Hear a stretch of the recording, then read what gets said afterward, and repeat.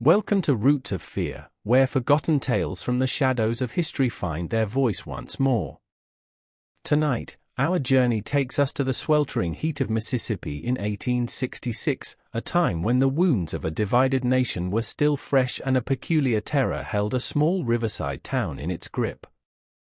This is the story of the boy who counted backwards, and at 0, someone always died. The summer of 1866 in Blackwater Creek, Mississippi, was particularly merciless.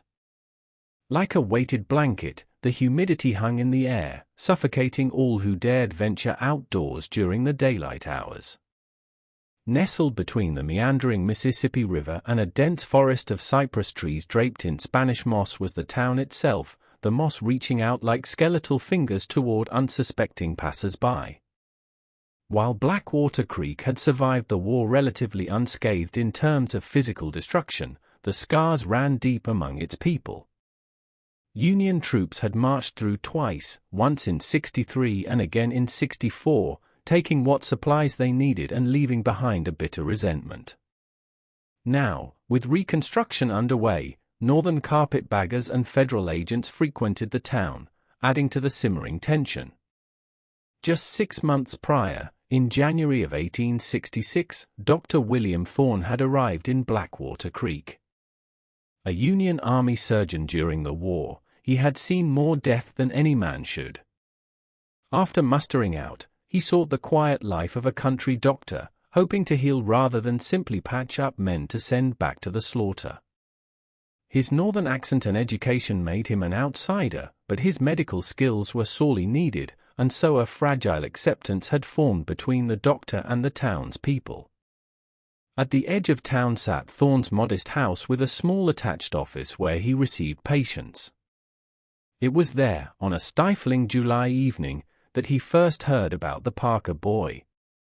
"Doc, you got to come quick." Without knocking, Elijah Simmons burst through the door, his weathered face flushed with exertion. A local farmer who had lost his left arm at Antietam, Simmons was not a man given to panic. "It's happening again," he said. Thorne, who had been reviewing his dwindling medical supplies, looked up with a frown. "What's happening, Mr. Simmons?" "The counting," Simmons replied, his voice dropping to a whisper despite them being alone. "The Parker boy is counting again." Of course, Thorne had heard whispers. In a small town like Blackwater Creek, gossip traveled faster than the fever. There was something about the Parker boy and deaths in town. But Thorne had dismissed it as superstition, the kind that festered in isolated communities, especially in times of hardship. "Mr. Simmons, I don't understand."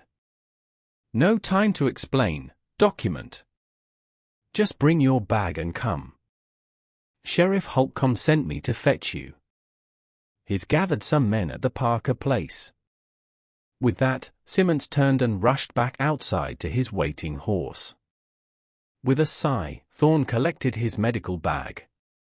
Whatever was happening, someone might need medical attention. That was reason enough to go.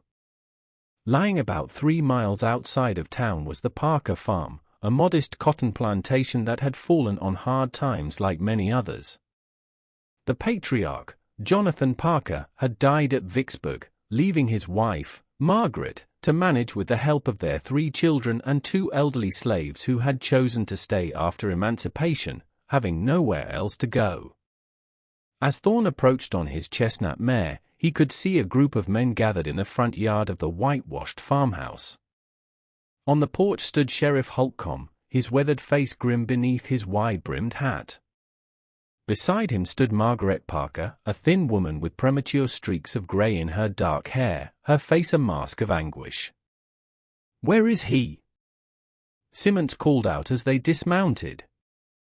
"Still in the barn," Sheriff Holcomb replied, his hand resting on the revolver at his hip. "Gabe and Marcus are watching him." Thorne stepped forward. "Sheriff, what's going on here?" Mr. Simmons mentioned something about counting. Holcomb regarded Thorne with a mixture of relief and suspicion. "Doc, glad you're here. Maybe you can make sense of this. The boy, he's not right in the head. Ezekiel is not mad, Margaret Parker interjected, her voice trembling. He's just afflicted. Thorne said gently. I'd like to help if I can. Could you tell me what's happening with your son? Margaret Parker looked at the doctor, her eyes brimming with tears. It started after we got word about Jonathan. Ezekiel was so close to his father. The news broke something in him. He'd wake up screaming in the night, talking about how he could feel death coming. Then 3 months ago, old Mr. Wilkins from down the road took ill. The night before he passed, Ezekiel started counting backward from 10.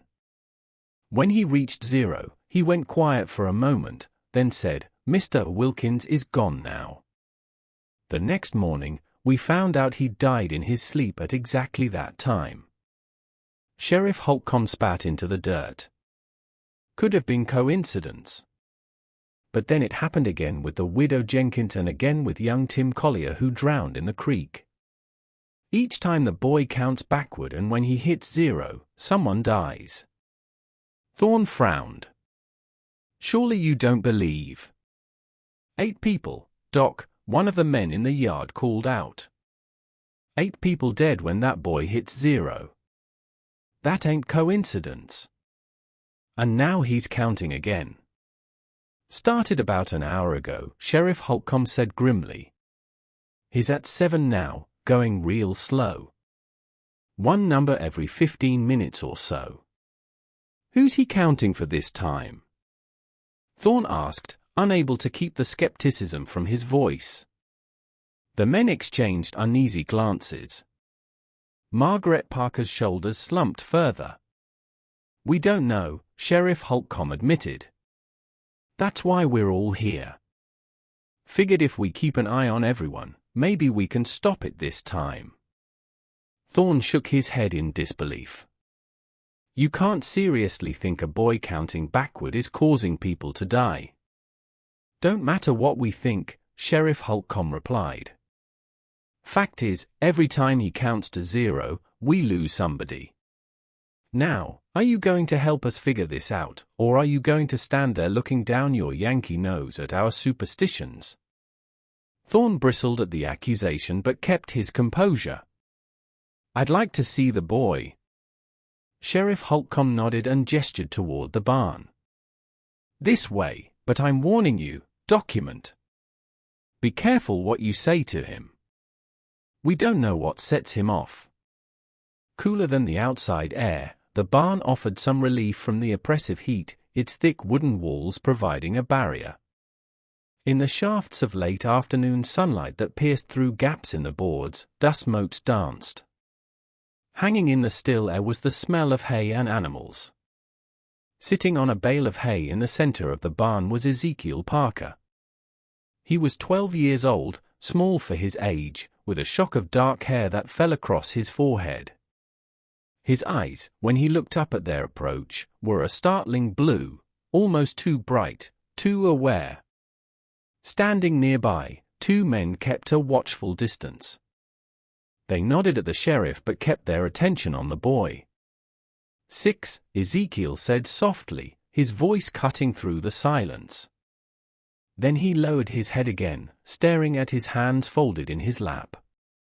That's the first number since we got here, one of the men said, his voice hushed. Been about 15 minutes since 7. Thorne approached slowly, setting his medical bag down. He crouched to meet the boy at eye level. Hello, Ezekiel. I'm Dr. Thorne. Do you mind if I talk with you for a bit? Ezekiel regarded the doctor with those unsettling blue eyes. You're the new doctor from up north. It wasn't a question. That's right, Thorne replied, keeping his voice gentle. I'd like to help you if I can. A faint smile touched the boy's lips. You can't help me, Dr. Thorne. No one can. Why are you counting, Ezekiel? The boy's expression turned solemn. Because it's coming. Death is coming, and I can feel it. I have to count it down. Whose death? Ezekiel shook his head. I don't know. Not until it's almost time. Sometimes I see their face at 1. Sometimes I don't know until 0. Thorne reached out and took the boy's wrist, checking his pulse. It was steady, perhaps a bit rapid. The boy's skin was cool despite the heat. Have you been sleeping well, Ezekiel? Eating properly?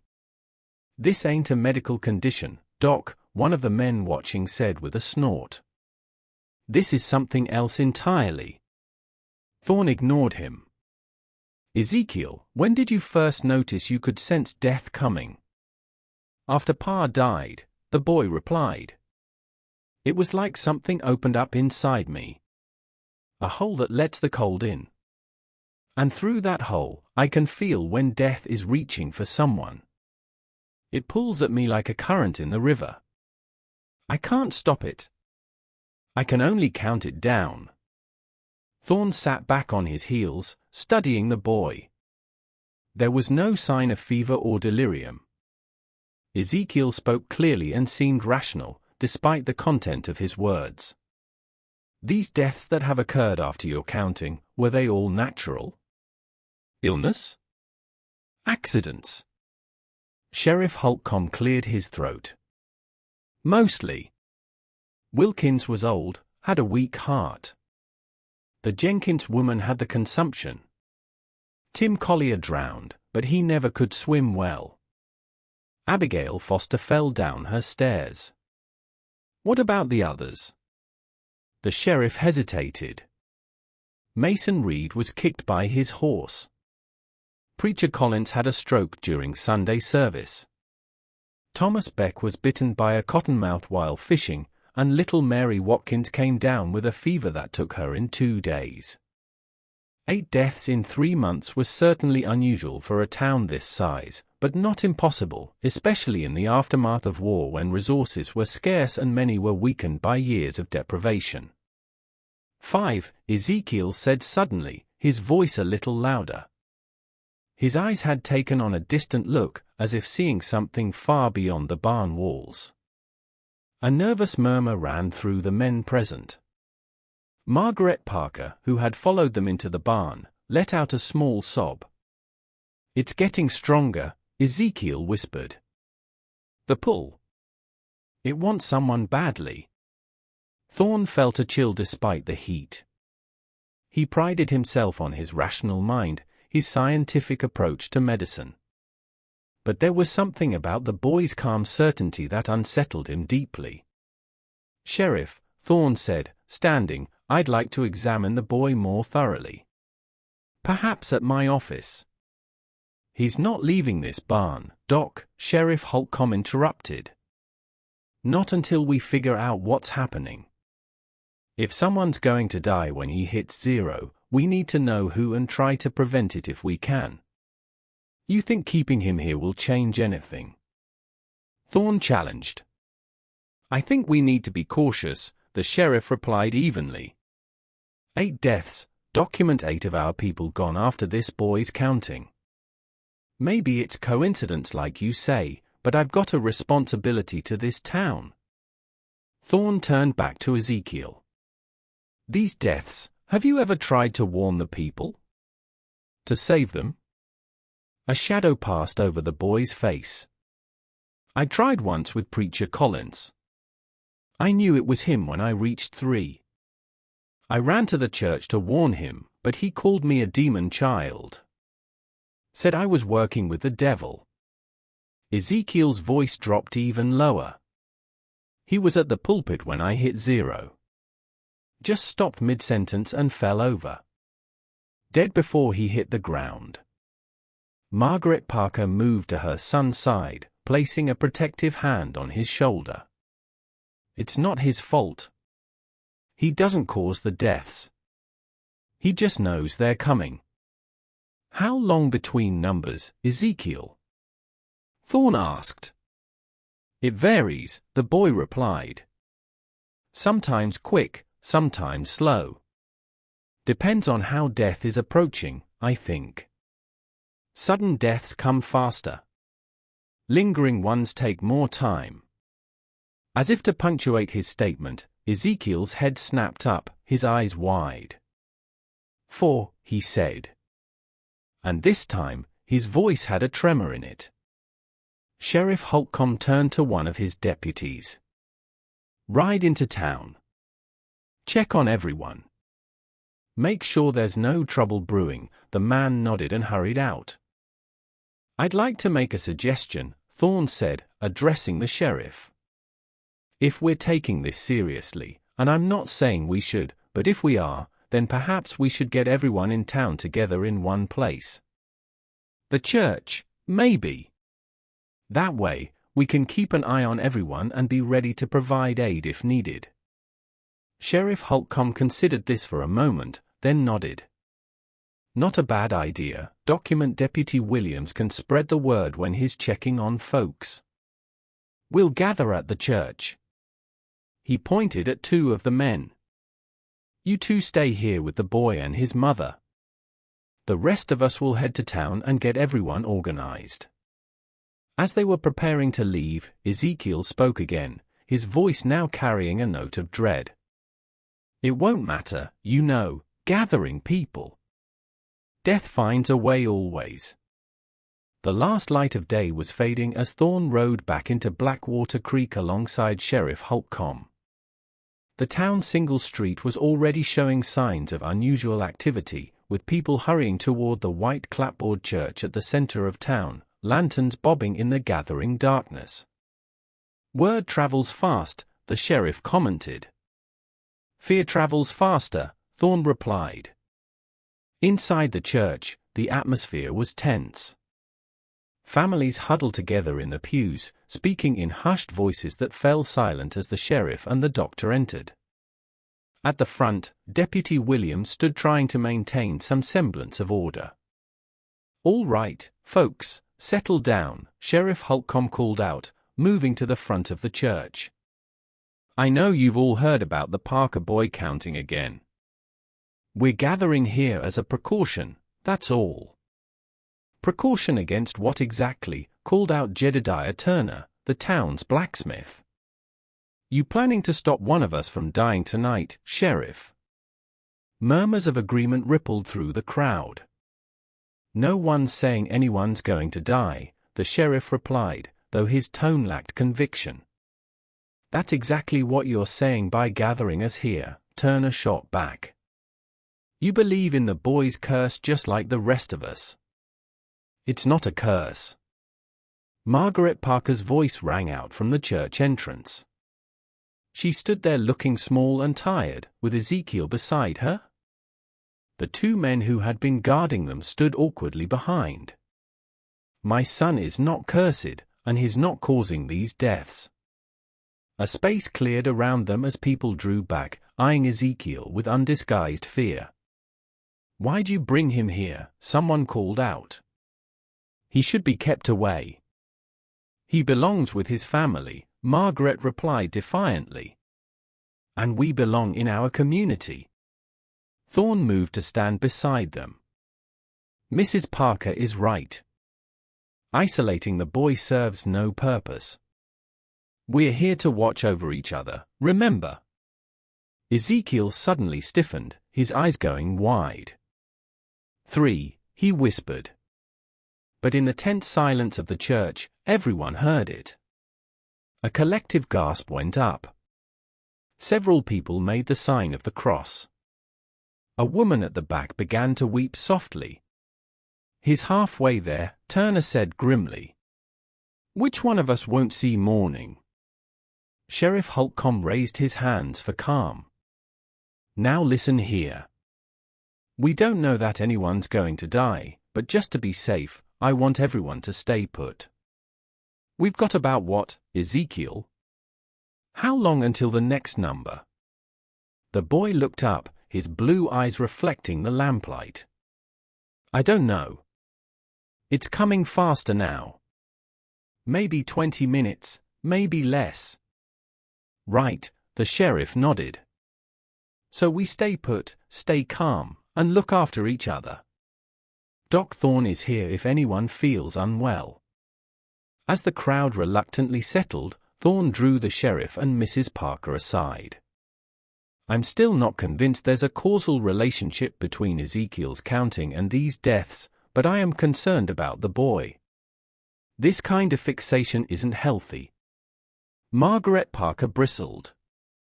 It's not a fixation, Doctor. My son isn't making this up. I didn't say he was, Thorne replied gently. But there could be a psychological explanation.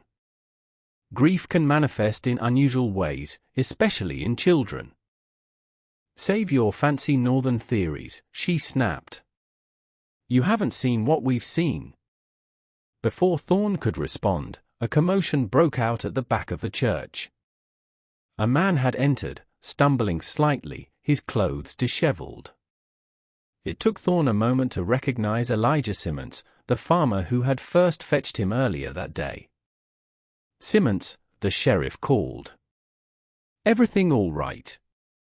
Simmons made his way forward, looking confused. Sheriff, I'm not sure. I was checking my south field before heading here, and I felt strange, like something was watching me from the woods. Ezekiel's head snapped toward Simmons, his eyes widening, but he said nothing. Thorne approached the farmer.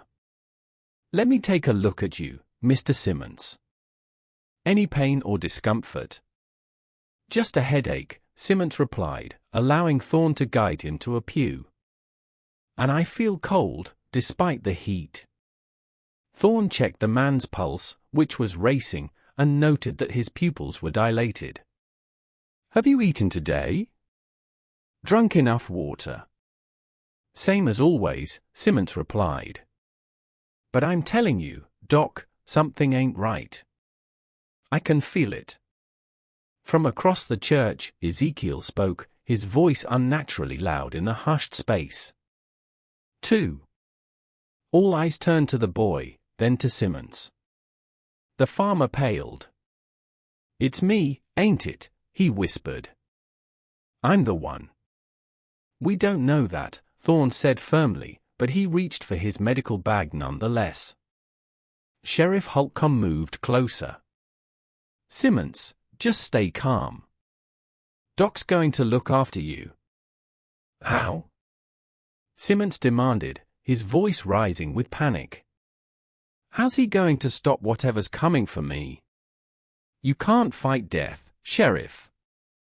We all know that, Mr. Simmons, Thorne said, keeping his voice level. I need you to lie down.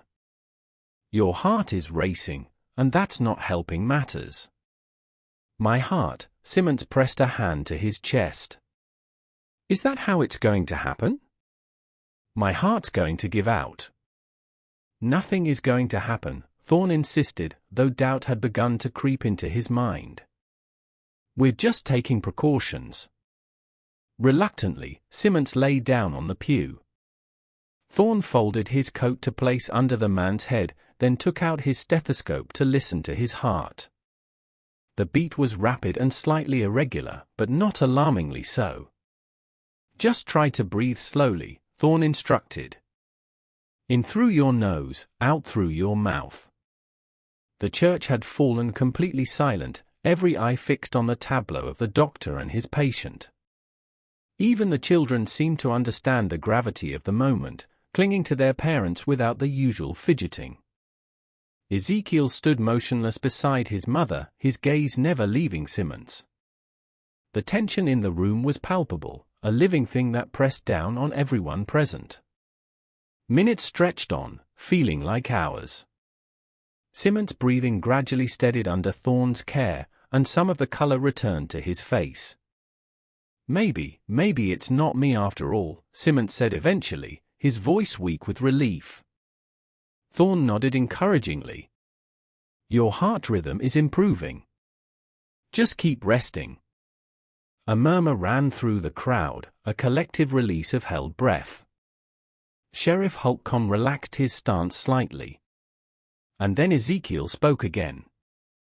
A single word that fell like a stone into still water. 1. In the same instant, the church door burst open. A young boy, no more than 8 or 9, stood in the doorway, panting from exertion. "Fire!" he cried. "Fire at the mill!" For a moment, no one moved, the sudden shift in focus momentarily stunning the congregation. Then, Sheriff Holcomb sprang into action. "Turner, Reynolds, Bailey, with me," he commanded. "Rest of you, stay put. Williams, keep order here." As the men rushed to follow the sheriff, Thorne hesitated, torn between his patient and the potential casualties of a fire. "Go, Doc," Simmons urged, sitting up now. "I'm feeling better." "They might need you more than I do." Thorne looked to Deputy Williams, who nodded. "I'll keep an eye on him, document." With a last glance at Ezekiel, whose face had gone deathly pale, Thorne grabbed his medical bag and hurried after the sheriff. The mill stood at the edge of town, a 2-story wooden structure that served as both grist mill and sawmill, powered by a large water wheel turned by a diverted stream from the creek. As Thorne approached, he could see flames already licking at the roof, orange and angry against the night sky. A small crowd had gathered, forming a bucket brigade from the stream to the building. Sheriff Holcomb was shouting orders, organizing the effort. "Is anyone inside?" Thorne called out as he reached them. "Don't think so," the sheriff replied, wiping sweat from his brow. "Mill closed at sundown. Old man Hayes should have locked up." "Where is Hayes?" Thorne asked, scanning the crowd. The sheriff's expression darkened. "Don't know. Not seen him yet." A cry went up from near the mill entrance. "There's someone inside. I saw movement at the window." Without hesitation, Turner, the blacksmith, dropped his bucket and ran toward the building.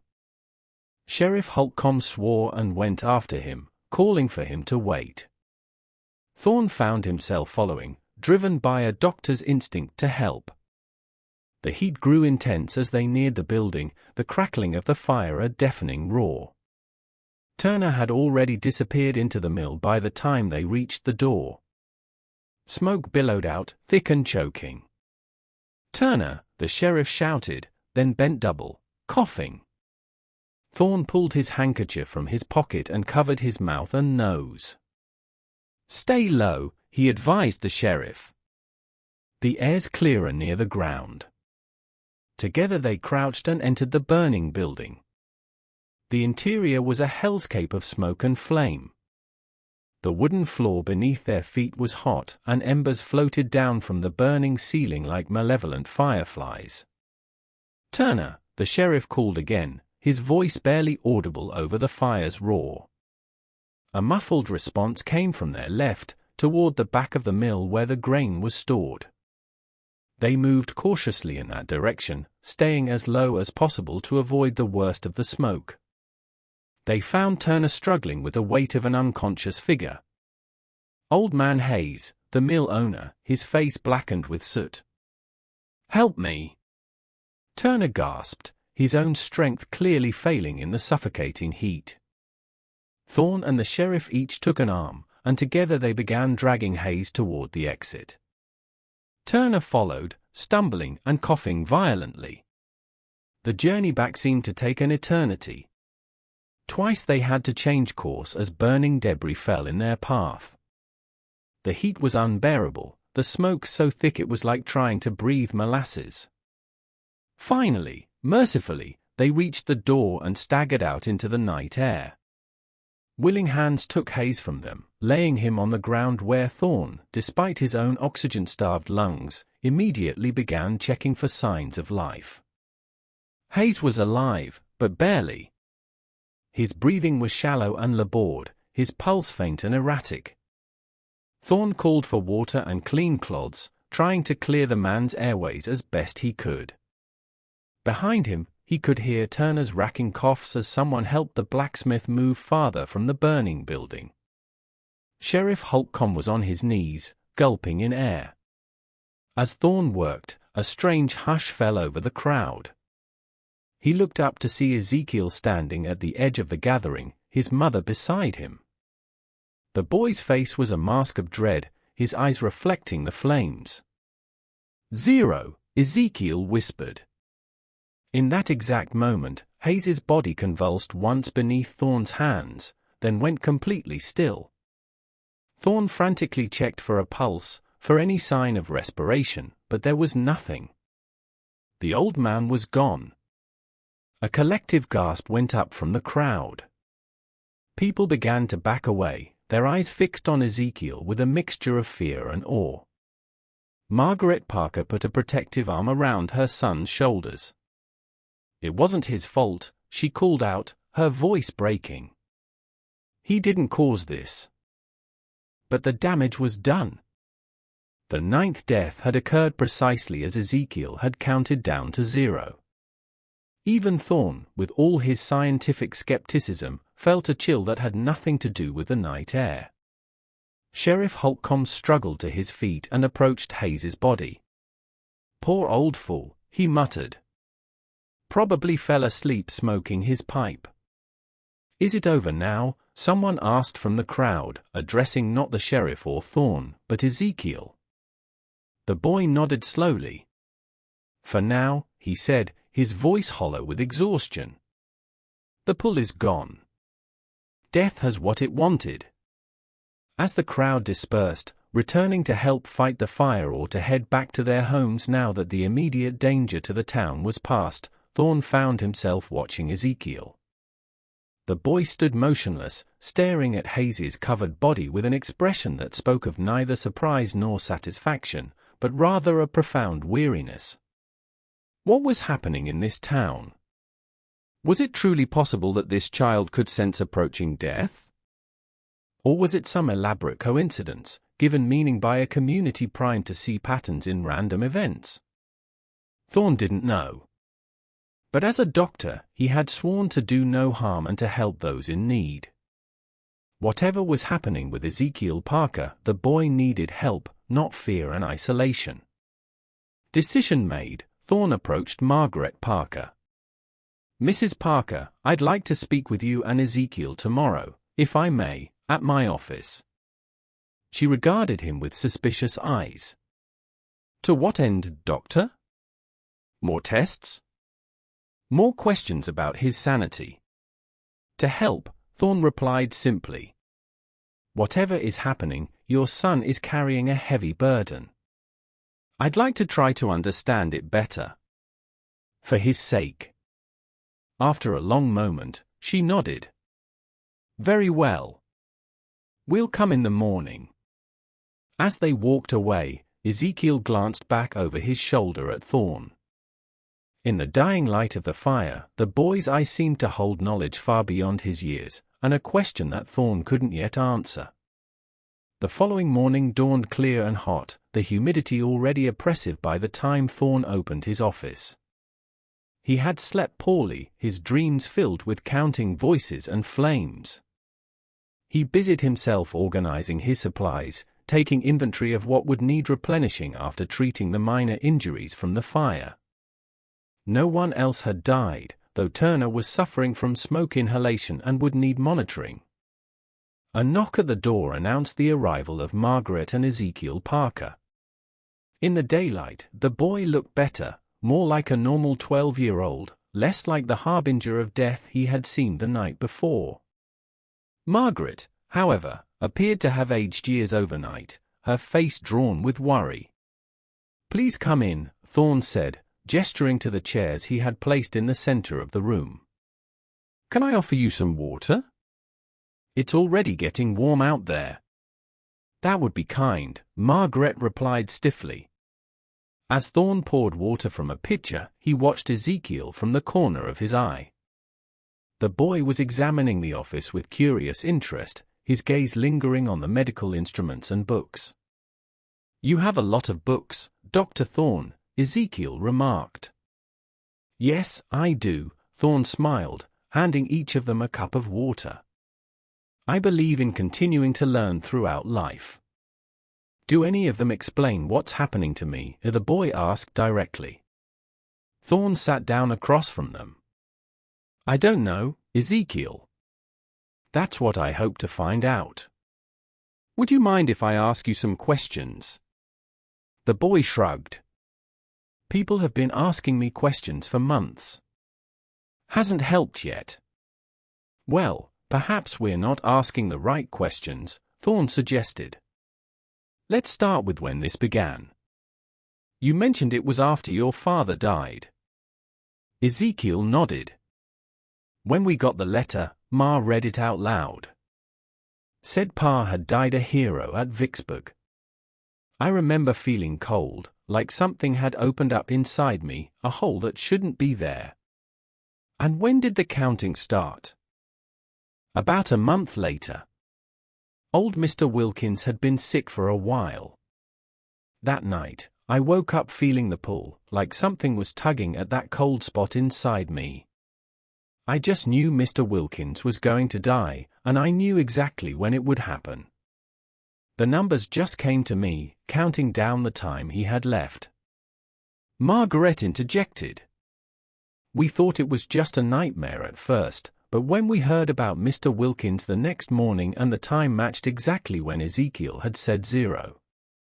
She shuddered. We hoped it was just a terrible coincidence, but then it happened again. And again, Ezekiel confirmed.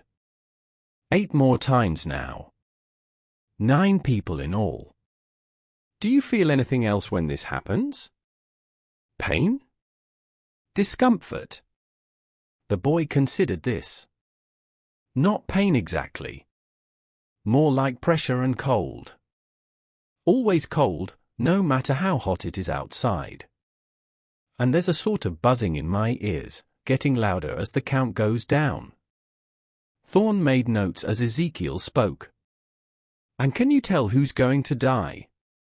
Sometimes. Not always at first, but by 1, I usually know. Have you ever tried to interfere? To change what happens? Ezekiel's face darkened. I told you about Preacher Collins. I tried to warn him. It didn't help. Have you tried to warn others? Tim Collier. Margaret answered. Ezekiel told him not to go fishing that day. Tim laughed it off. Said no death visions were going to keep him from catching his dinner. The cottonmouth, Thorne remembered. Ezekiel nodded grimly. I saw it happen in my mind while I was counting. I saw the snake strike. Saw Tim fall into the water. You see the deaths. This was new information. Sometimes. Flashes. Like looking through a keyhole. I don't always understand what I'm seeing until it happens. Thorne sat back, processing this. Ezekiel, have you ever heard of something called second sight? It's an old belief, particularly in Scottish and Irish traditions, that some people can foresee future events, especially deaths. My grandmother was from Ireland, Margaret said quietly. She used to tell stories about people back in the old country who had the sight. But I never put much stock in such tales. The medical community doesn't either, Thorne admitted. But there are phenomena we don't yet understand. The human mind is complex, and there have been documented cases of seemingly impossible knowledge or perceptions. So you believe me? Ezekiel asked, leaning forward, a spark of hope in his eyes. Thorne chose his words carefully. I believe that you're experiencing something real, Ezekiel. Whether it's a form of intuition we don't yet understand or something else entirely, I can't say. But I don't think you're lying or imagining it. For the first time, Margaret Parker's rigid posture softened slightly. That's more than most have been willing to grant us, Doctor. I'd like to try something if you're willing, Thorne said. as a sort of experiment. The next time you feel this pull, I want you to come to me immediately. Day or night. I want to observe the entire process, take measurements, notes.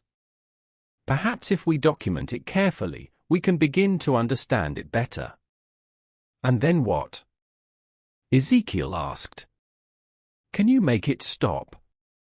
The hope in the boy's voice was painful to hear. Thorne wanted to offer reassurance but knew better than to make promises he couldn't keep. I don't know if it can be stopped, Ezekiel, but understanding is the first step toward control.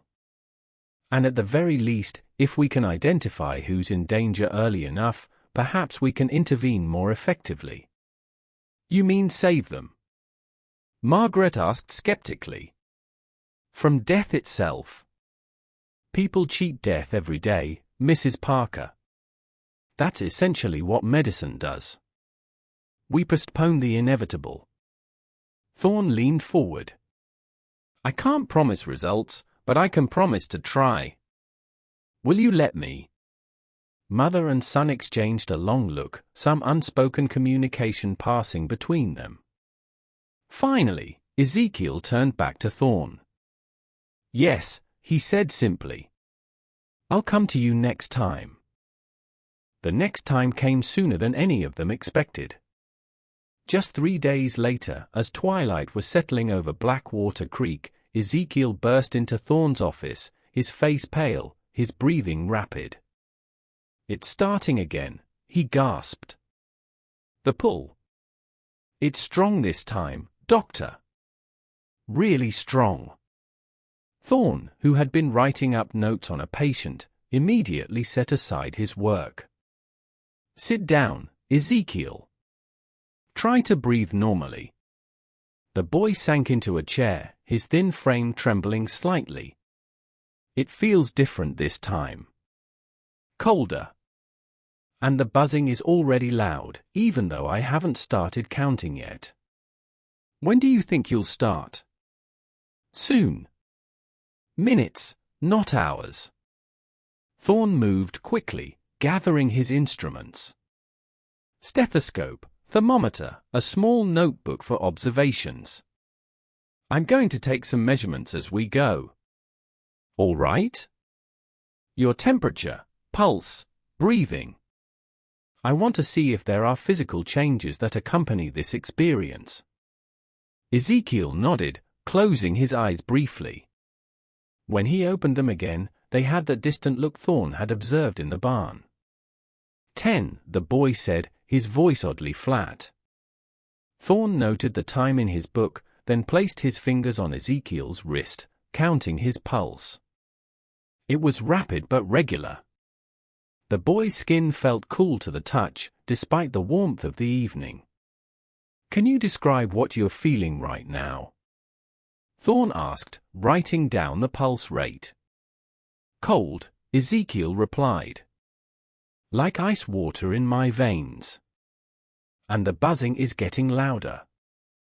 It's like standing next to a beehive, but the sound is inside my head. Thorne placed the thermometer under Ezekiel's tongue, noting with surprise that the boy's temperature was indeed below normal. When he removed the thermometer, he asked, Do you have any sense of who it might be this time? Ezekiel shook his head. Not yet. Just that it's close. In town, not out in the countryside. As if on cue, the boy stiffened. 9, he said, and Thorne noted that his voice had dropped in pitch slightly. The pattern continued, Thorne documenting each change he could observe. Ezekiel's temperature continued to drop, and his pupils dilated despite the well-lit room. His breathing became shallower, and a fine sheen of sweat appeared on his forehead. By 6, Thorne was becoming concerned about the boy's physical state. He had begun to shiver, and his lips had taken on a bluish tinge. Ezekiel, I'm going to wrap a blanket around you, Thorne said, fetching a wool blanket from a cabinet. Your body temperature is dropping dangerously low. The boy didn't seem to hear him. 5, he whispered. and now there was fear in his voice. "Oh no. No, not her." "Who, Ezekiel? Who do you see?" "The little Harper girl. Emma. She's in the creek. Alone." Thorne's blood ran cold. Emma Harper was only 6 years old, the youngest daughter of the town's cooper. "She's drowning." "Not yet," Ezekiel replied, his eyes unseeing. "But she will. She's balancing on the stones, trying to catch a frog. She's going to slip." Without hesitation, Thorne grabbed his coat. "I'm going to the creek. You stay here. Understand? Continue your count, but stay here where it's safe." He paused at the door. "Ezekiel, how long between numbers?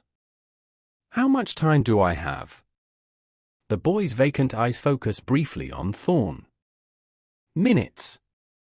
Maybe 5 or 6 between each number now, but it's getting faster." Thorne nodded grimly and rushed out into the gathering darkness. The creek was a 5-minute run from his office, a meandering waterway that cut through the edge of town before winding out toward the surrounding farms. There were several spots where the banks were accessible, popular places for fishing or swimming. As Thorne ran, he prayed he would find the right spot in time. The creek stretched for miles, and there were countless places a curious child might go exploring. He reached the nearest access point, a small clearing where the bank sloped gently down to the water, and scanned the area desperately. No sign of a child. He moved downstream, following the path that ran alongside the creek. Around a bend, he spotted her, a small figure in a blue dress, standing precariously on a series of stepping stones that crossed the creek at a narrow point, just as Ezekiel had described. She was bent over, reaching for something in the water. "Emma!" Thorne shouted, startling the girl. She looked up, lost her balance for a heart-stopping moment, then recovered. "Don't move," Thorne called, hurrying toward her. "Stay exactly where you are. I'm coming to get you." The girl froze, her eyes wide with surprise but not fear. "Dr. Thorne, I'm catching frogs." "I see that," Thorne replied, keeping his voice calm as he reached the bank nearest her. "Very impressive. But it's getting dark and your parents will be worried. How about I help you back to shore and you can catch frogs another day?" Emma seemed to consider this, then nodded. "All right, but I almost had a big one." "I'm sure you did," Thorne said, stepping carefully onto the first stone. "Stay still now. I'll come to you." The stones were slippery, and the creek, though not deep, was flowing swiftly from recent rains. Thorne moved with deliberate care, balancing as he made his way to the little girl. When he reached her, he crouched down to her level. "I'm going to pick you up now, Emma. Hold on to my neck." "All right." She nodded and allowed him to lift her. With precious cargo in his arms, Thorne retraced his steps even more cautiously. Once on solid ground, he set the girl down and took her hand firmly in his. "Let's get you home," he said, relief washing over him. "It's not safe to play by the creek alone, especially as it's getting dark." "I wasn't supposed to come here," Emma admitted, scuffing the ground with her shoe. "Ma told me to stay in the yard, but I saw the biggest bullfrog and I followed it." "Well, we won't tell your mother you were here," Thorne said. "But we do need to explain why it's dangerous. Promise me you won't come to the creek alone again." "I promise," she said solemnly. As they walked back toward town, Thorne's thoughts turned to Ezekiel. Had they done it? Had they changed what was supposed to happen? Or was the girl's death still pending, to occur in some other way? They reached the Harper house just as Mrs. Harper was emerging onto the porch, her face creased with worry. Emma Harper, where have you been? I've been calling and calling. Found her wandering near my office, Thorne lied smoothly. Thought I'd better bring her home. Relief and gratitude replaced the worry on Mrs. Harper's face. Thank you, Doctor. Emma, you know better than to wander off. Inside now. The girl gave Thorne's hand a squeeze before running to her mother. Sorry, Ma. Won't happen again. As Mrs. Harper ushered her daughter inside with promises of supper and further discussions about obedience, Thorne turned and hurried back to his office, his mind racing. When he arrived, he found Ezekiel still in the chair where he'd left him, but the boy's condition had improved. The color had returned to his face, and he was sitting up straighter, the blanket pulled around his waist. You found her, Ezekiel said, not a question, but a statement. You got her away from the creek. Thorne nodded, breathing hard from his run. She's safe at home now. What happened with the Count? A look of wonder crossed the boy's face. It stopped. At 4. It just stopped. The pulling sensation faded and the buzzing got quieter. It's never done that before. Hope flared in Thorne's chest. So it can be changed. Death isn't inevitable. I don't know, Ezekiel replied, his expression troubled. It feels paused. Not cancelled. Like the pull has redirected somewhere else. Before Thorne could respond, there was a commotion outside, shouts and running feet, then a pounding at his door. Doc! You in there? It was Sheriff Holcomb's voice, urgent and strained. Thorne opened the door to find the sheriff on his doorstep, supporting a young man Thorne recognized as one of the mill workers. Got a bad one here, Doc, Holcomb said, helping the injured man inside. Matthew here took a fall at the old mill site, they're clearing the debris, and he went through some rotted boards. The man's right leg was bloody, a jagged piece of wood protruding from his thigh. Thorne immediately shifted into doctor mode, directing them to lay the injured man on his examination table. Ezekiel, I need you to step outside, Thorne said, already reaching for his instruments. But the boy was staring at the injured man with horror. It's him, he whispered. The pull. It found someone else. What's he talking about? Sheriff Holcomb demanded, looking between Ezekiel and Thorne. Never mind that now, Thorne replied sharply. I need to stop this bleeding. Sheriff, I need your help. Ezekiel, please wait on the porch. For once, the boy didn't argue. He slipped outside, his face ashen. The next hour was a desperate battle to save Matthew's life. The wood had punctured the femoral artery, and blood loss was severe. Thorne worked frantically, applying pressure, extracting the foreign object, suturing the damaged vessel. Throughout the procedure, he was acutely aware of time passing, wondering if Ezekiel had resumed his count, if they were racing against an invisible clock. Finally, the bleeding was controlled, the wound cleaned and bandaged. Matthew was unconscious from blood loss and the laudanum Thorne had administered, but his pulse was steady, if weak. He'll need careful monitoring, Thorne told the sheriff, washing blood from his hands in a basin. But I think he'll pull through. The sheriff nodded, wiping sweat from his forehead. You do good work, document Yankee or not. Thorne managed a tired smile. High praise indeed, Sheriff. After arranging for Matthew to be moved to a bed in the back room and giving instructions for his care to the sheriff, who would take the first watch, Thorne stepped out onto the porch. Ezekiel was sitting on the steps, arms wrapped around his knees, staring out into the darkness. Is he going to live? The boy asked without turning. Thorne sat down beside him. I believe so. The injury was severe, but we acted quickly. The count stopped again, Ezekiel said quietly. At 3. Just when you finish the stitching. So it can be averted, Thorne mused. Death isn't as inevitable as we thought.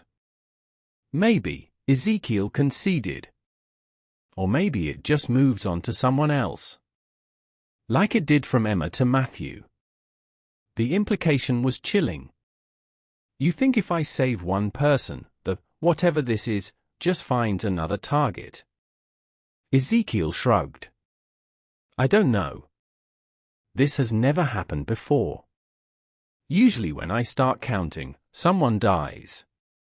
End of story. Thorne was silent for a long moment, processing the implications. We need more data, he said finally. More observations. If this happens again, we need to track it carefully. See if there's a pattern to how death chooses its targets and whether interventions just shift the target or truly prevent a death.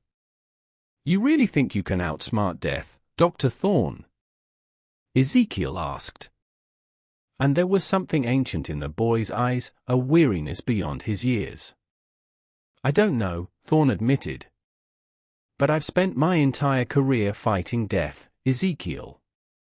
I'm not about to stop now, especially not when I have someone who can give me advanced warning. The boy looked away. Everyone in town is afraid of me. They think I'm causing the death somehow. People fear what they don't understand, and fear makes people cruel. Thorne placed a hand on the boy's shoulder. But you're not alone in this anymore, Ezekiel. I promise you that. For the first time since they'd met, Ezekiel smiled. A small, hesitant thing, but genuine. Thank you, Dr. Thorne. The pattern of paraphrasing continues identically for the remainder of the story, including Thorne's snakebite, Margaret's death from smallpox, and their eventual decision to travel to Boston together.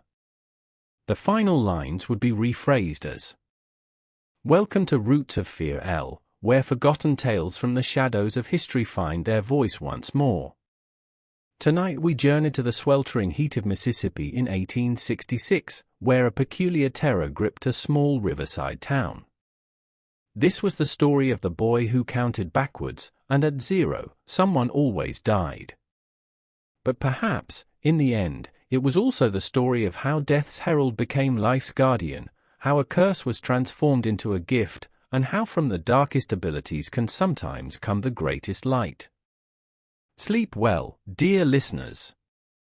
And if you hear counting in the darkness, well, perhaps it's not the end approaching, but merely a warning, a chance to change your path before you reach 0.